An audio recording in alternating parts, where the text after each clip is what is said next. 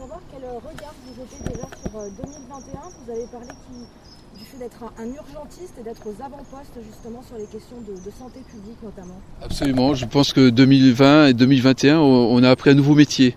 C'est celui d'être réactif. Et je parle évidemment des élus, mais aussi de nos services qui ont su prendre à bras le corps les difficultés que se posaient notamment auprès des personnes les plus fragilisées de la population. Et au fur et à mesure, nous avons su créer notre centre de vaccination. On a appris à accueillir les gens, à trouver des protocoles qui vont bien, qui soient en adéquation avec les attentes des autorités sanitaires, accueillir les jeunes dans les écoles, faire en sorte que tout le monde soit en bonne santé. Ça a été notre préoccupation, et d'où effectivement cette dimension un peu, imagée de l'urgentiste. Vous avez également aussi beaucoup parlé de développement durable. La transition énergétique, c'est quelque chose qui était déjà aussi en cours à Montigny et qui va, j'imagine, se développer davantage.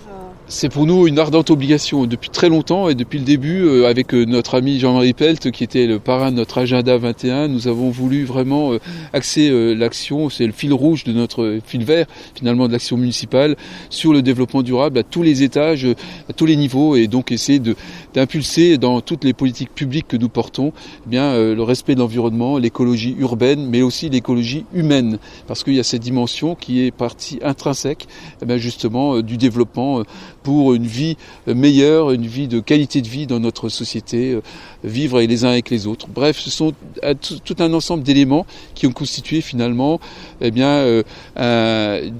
gravé dans le marbre finalement la politique publique que nous portons à Montigny-Metz. Cette politique justement environnementale, elle se traduit aussi au sein de l'écoquartier Lysée qui prend forme. Absolument, et donc les travaux vont bon train, et voilà, les premières constructions vont commencer à surgir, et notamment en 2022, ce sera vraiment une année très importante pour la mise en place de l'ensemble de la trame de ce quartier. Il y a également le travail qui est effectué sur la maison, sur le centre Moselle Solidarité, donc du conseil départemental de la Moselle, qui va implanter pour le printemps 2023 dans l'ancien bureau du général de Gaulle, cette maison destinée aux solidarités. L'écoquartier Lysée, c'est aussi un petit peu le nouveau visage de Montigny, si j'ai bien compris. C'est le nouveau visage de Montigny, mais c'est aussi un lien entre le Montignot et le Montigny-Bas. Et c'est vrai que souvent on disait que Montigny était finalement coupé en deux à cause des terrains militaires. Et là, pour l'occurrence, on a l'opportunité de l'ouvrir. Et je crois que c'est vraiment important pour nous d'avoir ce nouveau quartier qui ouvre aussi de nouvelles perspectives avec une nouvelle population qui va arriver. Et je pense qu'il sera heureux de vivre dans ces conditions-là. J'avais une question, je l'ai oubliée. Vous parliez aussi de sentir les oscillations de la population. Le slogan de Montigny, c'est « Respire ». Expliquez-nous ce que... Je pense qu'il est important, dans la période que nous traversons, et après un certain nombre de messages qui nous ont été adressés lors des différentes rencontres électorales, de se demander pourquoi est-ce que les gens se désintéressaient de la vie publique, pourquoi est-ce que les jeunes en particulier, qui sont notre avenir, ne viennent plus voter. Et donc il s'agit vraiment de s'interroger sur tout cela, d'être à leur écoute, et par conséquent vraiment de ressentir ces pulsations, ces oscillations, c'est de se dire finalement les jeunes, et c'est pas qu'ils s'intéressent plus à la vie publique, ils sont intéressés par tout, et ils donnent un regard qui est très critique parfois, mais aussi qui est plein d'espoir. Et moi je fonde dans la jeunesse beaucoup d'espérance, car j'ai pu constater que notamment durant cette période de crise, ils ont une résilience, une capacité de pouvoir surmonter les difficultés.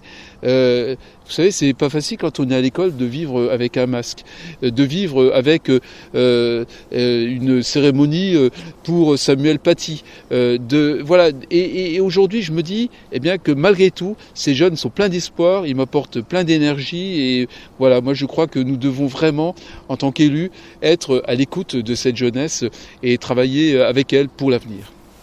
C'est également en ce sens que vous voulez une médiathèque qui soit un tiers-lieu, un véritable espace de vie ? Absolument, c'est un projet que nous portons, sur lequel nous travaillons.